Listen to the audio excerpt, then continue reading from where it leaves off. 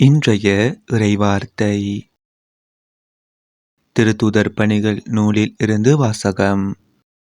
அந்நாள்களில் ஸ்தேவான் அருளும் வல்லமையும் நிறைந்தவராய் மக்களிடையே பெரும் அருஞ்செயல்களையும் அரும் அடையாளங்களையும் செய்து வந்தார்.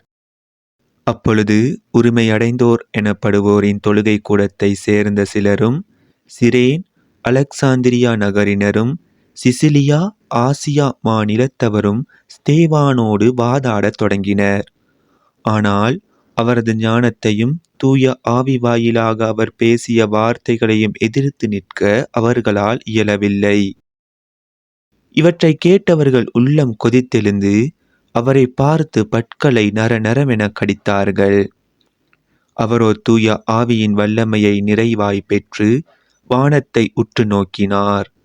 அப்போது கடவுளின் மாட்சியையும் அவர் வலப்பக்கத்தில் இயேசு நிற்பதையும் கண்டு, இதோ வானம் திறந்து இருப்பதையும் மானிட மகன் கடவுளது வலப்பக்கத்தில் நிற்பதையும் காண்கிறேன் என்று கூறினார். ஆனால் அவர்கள் தங்கள் செவிகளை அடைத்து கொண்டு பெருங்கூச்சலிட்டு ஒருமிக்க அவர் மேல் பாய்ந்தார்கள். நகரத்திற்கு வெளியே இழுத்து கொண்டு போய் அவர் மேல் கல்லெறிந்தார்கள். சாட்சிகள் தங்கள் மேலுடைகளை சவுல் என்னும் இளைஞரிடம் ஒப்படைத்தார்கள். அவர்கள் ஸ்தேவான் மீது கல் எறிந்த போது அவர், ஆண்டவராகிய இயேசுவே, எனது ஆவியை ஏற்றுக்கொள்ளும் என்று வேண்டிக் கொண்டார். பின்பு முழந்தாள் படியிட்டு உரத்த குரலில், ஆண்டவரே, இந்த பாவத்தை இவர்கள் மேல் சுமத்தாதேயும் என்று சொல்லி உயிர் விட்டார். இது ஆண்டவர் வழங்கும் அருள்வாக்கு. இறைவா, உமக்கு நன்றி. இன்றைய தினத்துக்கு உரிய நற்செய்தி வாசகம். மத்தேயு எழுதிய தூய நற்செய்தியில் இருந்து. அக்காலத்தில் இயேசு தம் திருத்தூதர்களுக்கு கூறியது, எச்சரிக்கையாக இருங்கள். ஏனெனில் மனிதர்கள் உங்களை யூத சங்கங்களிடம் ஒப்புவிப்பார்கள். தங்கள் தொழுகை கூடங்களில் உங்களை சாட்டையால் அடிப்பார்கள். என் பொருட்டு ஆளுநர்களிடமும் அரசர்களிடமும் உங்களை இழுத்து செல்வார்கள். இவ்வாறு யூதர்கள் முன்னும் பிற இனத்தவர் முன்னும் சான்று பகர்வீர்கள். இப்படி அவர்கள் உங்களை ஒப்புவிக்கும் பொழுது என்ன பேசுவது, எப்படி பேசுவது என நீங்கள் கவலைப்பட வேண்டாம். நீங்கள் என்ன பேச வேண்டும் என்பது அந்நேரத்தில் உங்களுக்கு அருளப்படும். ஏனெனில் பேசுபவர் நீங்கள் அல்ல, மாறாக உங்கள் தந்தையின் ஆவியாரே உங்கள் வழியாய் பேசுவார். சகோதரர் சகோதரிகள் தம் உடன் சகோதரர் சகோதரிகளையும் தந்தையர் பிள்ளைகளையும் கொல்வதற்கென ஒப்புவிப்பார்கள். பிள்ளைகள் பெற்றோருக்கு எதிராக எழுந்து அவர்களை கொல்வார்கள். என் பெயரின் பொருட்டு உங்களை எல்லாரும் வெறுப்பர்.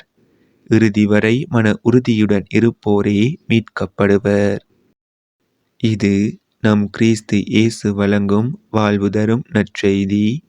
கிறிஸ்துவே, உமக்கு புகழ்.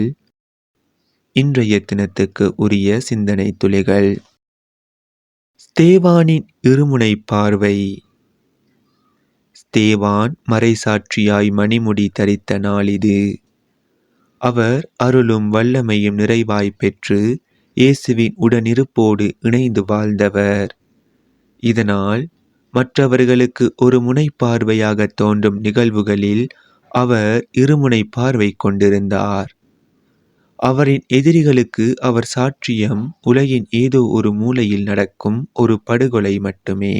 ஆனால் ஸ்தேவானுக்கு அது விலை மதிப்பற்ற ஒரு விண்ணக காட்சி. எதிரிகளிடம் ஏற்படுவது உள்ளம் கொதிப்பு, பட்கடிப்பு, செவியடைப்பு போன்ற நரக வேதனை.